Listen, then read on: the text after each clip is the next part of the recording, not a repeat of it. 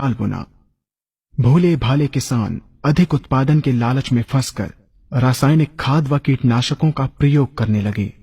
बैलों की जगह ट्रैक्टर से जुताई होने लगी। शुरुआत में कम रासायनिक खादों के प्रयोग से अधिक उत्पादन हुआ।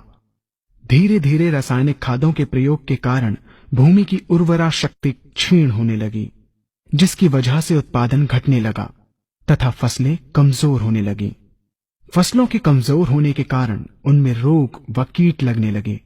रोग व कीटों से फसल की सुरक्षा के लिए और अधिक कीटनाशकों का प्रयोग होने लगा।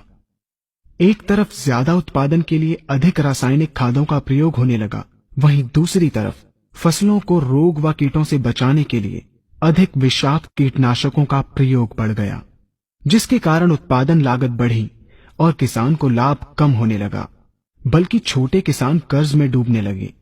धीरे धीरे भूमि की उर्वरा शक्ति क्षीण होने से भूमि बंजर होने लगी।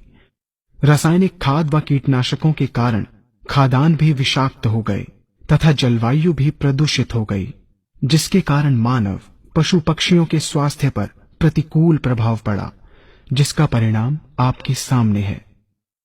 मानव स्वास्थ्य पर रासायनिक खादों के पड़ने वाले प्रभाव को आप ऐसे समझें।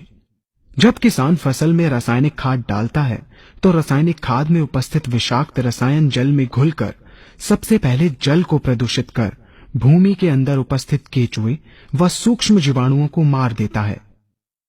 ये बात सभी किसान अच्छी तरह से जानते हैं कि केचुए व अन्य सूक्ष्म जीवाणु भूमि की उर्वरा शक्ति को बढ़ाने के लिए अति आवश्यक होते हैं।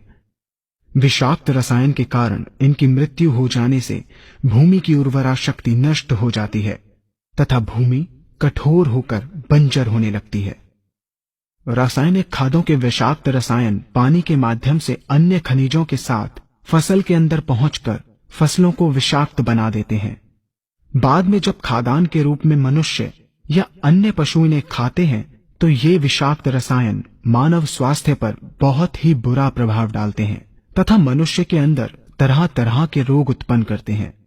जब हम जैविक खाद का प्रयोग भूमि पर करते हैं तो जैविक खाद पानी में मिलकर पानी को प्रदूषित नहीं करती।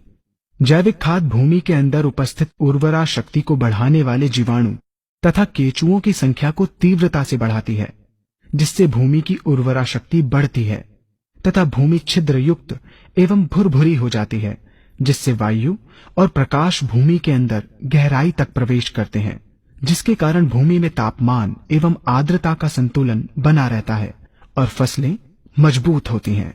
जैविक खाद में विद्यमान तत्व खाद्यान्न के माध्यम से मानव व पशु पक्षियों के शरीर में पहुंचकर स्वास्थ्य लाभ पहुंचाते हैं।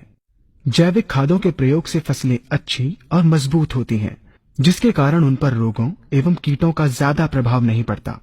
यदि किसी प्राकृतिक कारणवश कीटों व रोगों का प्रभाव अगर पड़ता भी है तो गौमूत्र एवं औषधीय वनस्पतियों के घोल के छिड़काव करने से फसलों को रोग एवं कीटों से बचाया जा सकता है।